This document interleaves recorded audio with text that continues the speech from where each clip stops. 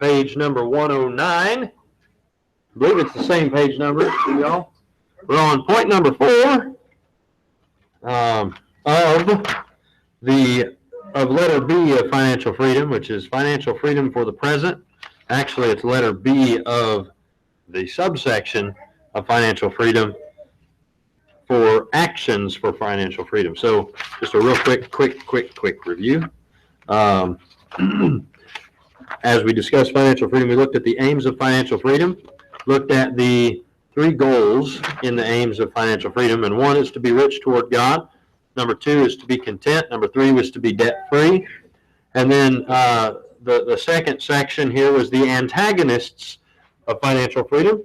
We looked at covetousness, the love of money, greed, envy, overindulgence, impulsiveness, robbery, dishonesty, slothfulness, and unpreparedness. And then we looked at the axioms of financial freedom. We looked at the way to obtain wealth, the way to drain wealth, and now we're looking at the actions for financial freedom. So letter A was financial freedom from the past, and that's dealing with the debt. So we looked at sanctions and surplus and how to work all of that out, how to work those two together. And then letter B that we're on right now is financial freedom for the present. And so how do we have financial freedom for the present? Well, number 1, plan a budget. Number 2, prioritize a budget. Number 3, produce a budget. And then number 4, persevering with a budget. So we're looking today at persevering with a budget. And so letter A here, it says stay determined.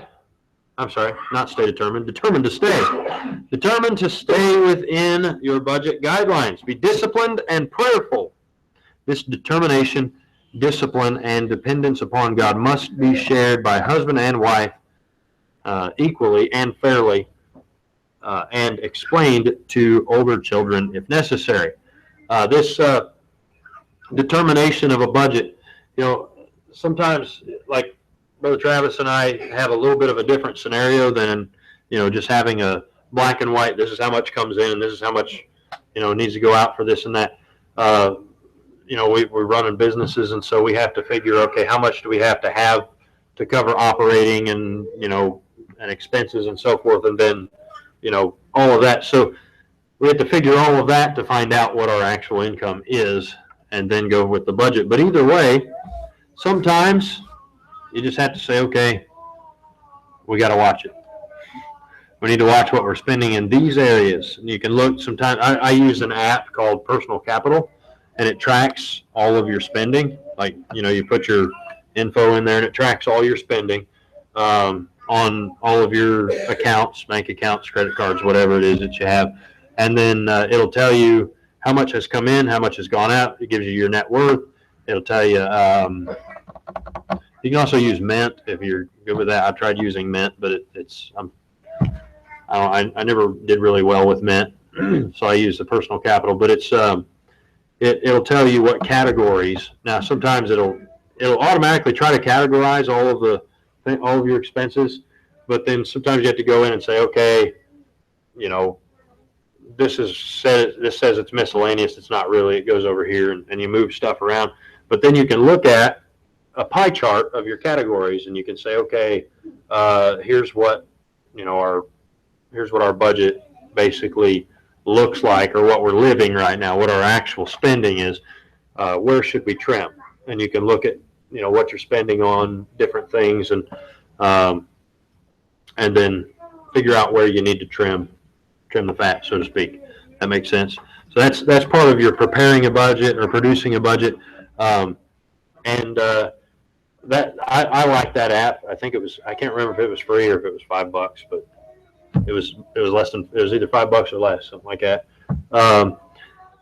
And it helps you track all that stuff. I can go in and look and for the business side of things, you can go in, you can flag stuff as business expense and things like that. So that's one way that it's useful as well. So that at the end of the year, you can deal with it on your taxes or whatever. You can go back through and say, oh, okay, I had all these, all this here that's business expense. It helps a lot with that. Other people use other budgeting apps. I've heard of envelopes as a budgeting app. You can use that. What else? There's Bill Guard that you can use.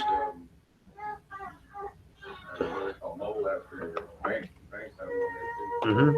Some of your banks have a mobile app. USAA's got a mobile budgeting app, and on your bank website it'll do it as well. The toughest part is getting everything to synchronize. It's like the one that I found to be the best one was that the personal capital, and it synchronizes with the mortgage companies, all that stuff. So I've got, my rental stuff on there, everything on there. So now what it doesn't do it gives you a whole picture. So I wish I could figure out a way to separate, like, okay, this is stuff that's coming in, but these are business expenses, and what's my real actual income? Because I can look at it and it'll say income is this much, and the number might be way up there. That's just the deposits into that account. It's not, that doesn't, consider business expenses versus the deposits and all that. So I don't know, there's somebody will probably come up with an app someday where you can figure out all your business stuff. And actually, they used to be that what I used to use on the computer all the time was Microsoft Money, and it was like perfect for that. And then after that, it was Quicken, and Quicken did real well with that. And I would use Quicken Business and Home Business or whatever, and you could figure all that stuff with that, and then you could use it with your taxes and everything. It would all integrate. And then Quicken decided they didn't want to do it anymore, and Mint took over for Quicken, and it never really. I don't think Mint ever really did very well. But anyways, those are some thoughts on that, on keeping a budget, using those things, and you can track how you're doing if you have an app like that that keeps track of those things. You can look and see, okay, I just spent too much on dining out this month. I need to cut that back, and so my budget might be $200 on dining out, and I spent $400. Well, that means I need to somehow get that $200 extra back. So where am I going to do that? Okay, I'm going to cut $50 off of next month. So I'm going to do $150 next month. Following month, I'm going to do $150. So for the next 4 months, I'm cutting $50 off, and then I'll be back even. So those are ways that you can balance your budget across time. So anyways, there's that. But it does require working together, husbands and wives working together. If you have older children that are involved in the household budget, then they would also need to be on board with it. And you explain, we don't just go out and buy this and that and so on and so on. Even younger kids, sometimes they're like, hey, can we get this? No, it's not in the budget. Sorry. Or you might say, well, we got a little surplus over here. We could probably get that. But just because you have a surplus doesn't mean you have to use it. So. Although that's often how you feel, right? Like, oh, we got a surplus. We got a big check this week or whatever, and you're like, oh, we've been needing this, we've been needing that. We'll go get this, get that, And I know how it is, and it's easy to do. Letter B here, it says balance your checking account every month to the penny and compare your actual expenditure with your budget. Using software helps with that. It helps a ton. If you have a smartphone, there's all kinds of apps you can get that'll help you balance those things. If you don't use a checkbook, keep track of. If you live on cash, keep track of what you do. If you keep track, and then because a lot of times cash, it's in your hand one day and it's gone the next, and you're like, what happened to that? Yeah. Uh huh. On the phone, I don't remember the name of it. Like I want to go a lot here. Uh huh. But I don't want nobody to mess with my money as far as like pull the taxes away right away. I want to try to build it up just a little bit and let them know. This is gizmo that you put on your phone and you can swipe your card with it. Mm-hmm. Go right on to the bank account or whatever. Yeah. Or to go to a bank account or whatever. Or, yeah. Mm-hmm. You can do that? Yeah. Yeah. There's apps that you can, like if you do personal services, like Brother Travis does, what is it you do? personal training. I couldn't remember now. Personal training, and so like if he does a one-on-one with somebody that's not connected with the gym or whatever, he can now with a business. A lot of times he'll invoice them or whatever, or he can say, "Would you like to pay?" On they can. PayPal has a card reader that you can use. You can do PayPal. What's that? Square. You can do Square. There's a 3% fee on it though. The PayPal has a fee too. I don't remember what it is, but you can also do P2P on PayPal. If somebody's got a smartphone, you got a smartphone, they can get on their smartphone and get on the PayPal app, and they can pay you using your telephone number, your cell phone number, and pay that way. I've had renters pay me through PayPal. There's also like certain banks that'll do a direct transfer. So like we have Chase Bank, and our renters that we have now in our rent house has Chase Bank, and so Friday I'll get an email that'll say, so and so's trying to put money in your account, and I look and I say, hey, sure enough, he's putting money in my account. Yeah, and so I go on there, go on the app, and accept it, and yeah, I'll take your money, and and you know what, my mom does it. My mom's got Chase also on our birthdays. Like probably tomorrow, she'll send and I'll get an email that says my mom's putting money in my account for Isaac for his birthday. And sometimes she'll do that. And the old days of writing a check or and all that, it's not gone, but they're fading. So those are when you can send money to people through an email, it's like, wow, that's interesting. So I can get on my phone if you got Chase, and I owe you money or something, you cut my grass or something, like how much is that? $15. Okay, boom, boom, boom, boom. No fees, straight to your bank, straight to your account, from my account to your account. And it is instantly available. It is instantly available in your account. If you're in the same bank, it goes directly from my account to your account. As soon as you hit accept, it's available in your balance. You can withdraw it right then. So those are different ways that technology is useful. Now we're mainly talking about expenses, not income. So when we're talking about expenses and we look at how do we track all that stuff, and balancing the budget, you want to do that with you want to do that with whatever resources you have available. And I think if all you have available is a notebook, and we had a time, Melissa, do you remember this? I used to have a ledger book, and it had the columns, for assets and liabilities, and then credits and debits, and we had several pages for one bank account, several pages for another bank account, and we would everything just like you get when you have your bank book and your checkbook, and you open it up and you got the little ledger in it, and you keep your running balance and stuff. We used to do that. Everything. I said, don't throw that receipt away. We need to track that. We need to make sure, and so you use the card, you use the debit card or the checkbook or whatever. We would put it on there. Use a credit card, I'd put it on there. Now I can pull up my phone. She goes out shopping, I pull up my phone, I go to the credit card app and say, okay, she went here, here, here, and here and spent this and this, and I'm like, okay, that's what it was, and then she gets home and I say, what'd you buy? And or I go to the parts store and or I go on Amazon and dun dun dun. Yeah, that's my weakness right there. So that's and you those things have to be categorized. And the tough thing about those apps, a lot of times, like the apps, I'm not sure what it categorizes my Amazon purchases as. I think it categorizes it all as online, and that really shouldn't be the category. It should be whatever I buy it for. So like the protein shake that I buy from Amazon, or I buy it off of Amazon. It's an automatic ship, whatever that I use. It's a supplement. That should fall under like groceries, food items.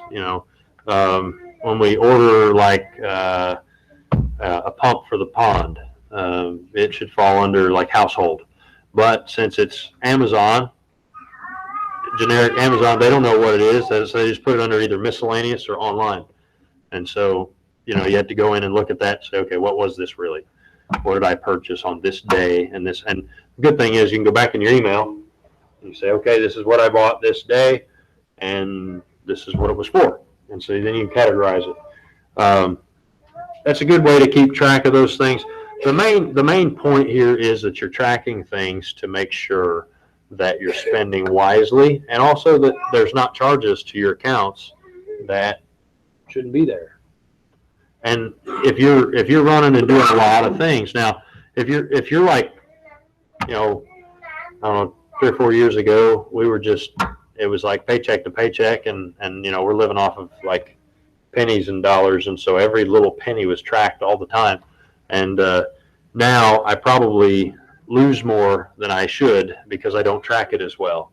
And that's something that I've got to rein in and pay attention to. Okay, what are we spending on this subject or this particular piece of the budget and this particular piece, and then track those things so that we can make sure that we're not, because at the end of the year that could be a whole lot of money, on fees or whatever that you didn't even think about. The next thing you know, you find out we had one time I found out, like, I was like, man, we paid like $400 in fees this year. It's like, what in the world? Why did we do that? And then going and looking back through, it's like, oh, well, we paid this bill using this and there was a fee with it. And then we paid that bill for this and there's a fee with it. It's like, so what do we do to keep from getting the fees? Well, now you can pay online for free. We pay over the phone, and one bill or one company would charge like $15 to pay over the phone. It's like, what in the world? $15 to pay over the phone? And you think about that, if you do that every month, if you just did it 10 months a year, it's $150 a year. That's not cool, And so those fees, those are things that if you pay attention to what's going on there, you're like, oh, well, save $150 a year, you can do something with that $150, Go out for a nice dinner or something. Then at least it's not just going out the window to the bank or whoever took the fee, So anyways, I'm not even on the point here. We're talking about balancing our bank book, or checking account. And it says never supplement your income with debt. It's a dangerous road. If you don't have the money, you can get in big trouble. Dispose of your credit cards. It says dispose of your credit cards. For someone who is financially responsible, a credit card is a handy convenience. However, unless one has the ability and discipline to always pay for credit card purchases in full every month, it will invariably become a catastrophe. So, very important. If you feel like you need to have them, like what we did, we took a metal soup can, put them in the metal soup can, fill it up with water, and put it in the bottom of the deep freezer. If you feel like you need to have them, you still have them. They're in the deep freezer. You froze your accounts, right? And then if you think, oh man, there's some crazy catastrophe, I don't have money set aside to deal with it, I need to buy a new pair of shoes. That's a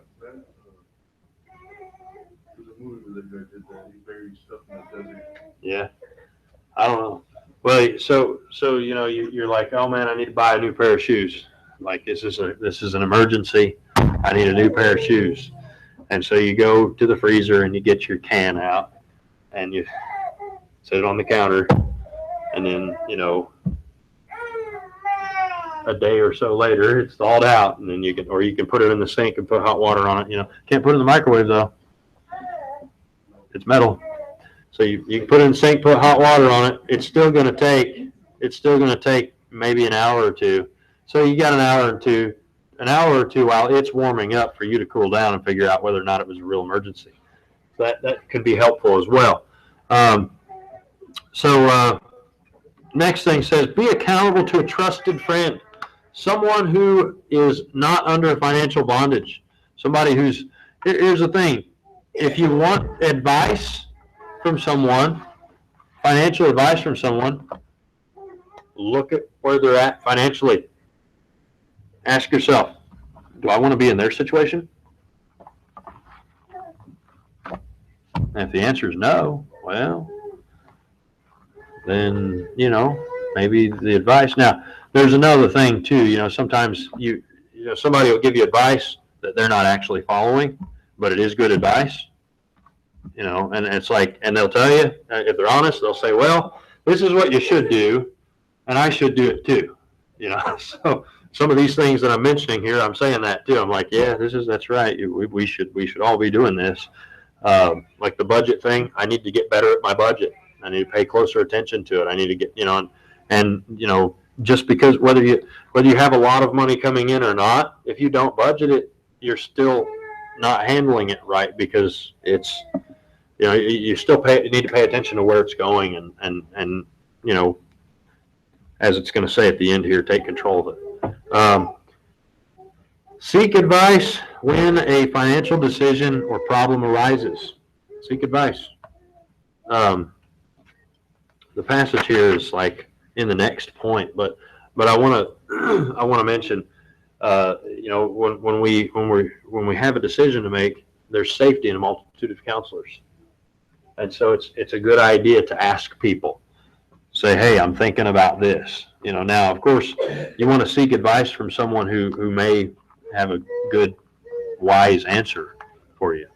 Don't be like Rehoboam and call up all the young whippersnappers and say, hey, what should I tell these people? Call somebody that may have gone through it, that may know what's up, that may have some financial wherewithal, and ask them, hey, I'm thinking about doing this. What do you think? When it comes to buying a house, there's a lot of little things. And Brother James called me or texted me about things. He's like, hey, what about this? What about that? And I don't know everything. So a lot of times I'd say, hey, just take these things in mind and then talk to these people, right? Talk to your realtor. Make sure that they're, taking care of you on these points. And then make sure that, your inspector's taking care of you on these points. Make sure you have a home warranty. Make sure, blah, blah, blah, all these other little things, your points and your mortgage stuff and all of that. But those are things that you got to, whenever you make a financial decision that you've never made before, especially if it's like buying a house or whatever, ask somebody that's done it. And if they're like, yeah, I don't remember, then ask somebody that does remember. So how does all this stuff work? Or talk to a realtor. Or if you're using one realtor, call another one and ask them, how's this supposed to work? And they'll say, hey, if I hired you, what would you do? What would you tell me to look out for? I mean, even just because you have a deal with another realtor doesn't mean you can't talk to another one. And I'm not saying that you should change. You just say, okay, I want to make sure this guy's doing the right thing over here. So I'm going to ask him, what would he do? And of course, call somebody that's been doing it for a while, and they'll give you good advice. Same thing when it comes to buying a car. I always say, if you're not mechanically inclined, take it to a mechanic before you buy it. Have a mechanic look at it. And you should be buying a car. Ideally, you're buying a car that you're going to own, not that you're going to buy for the next 5 years, but that you're going to own. It generally costs less that way. Actually, it always costs less that way. It will cost you a lot more if you're buying it over time, as we saw at the beginning.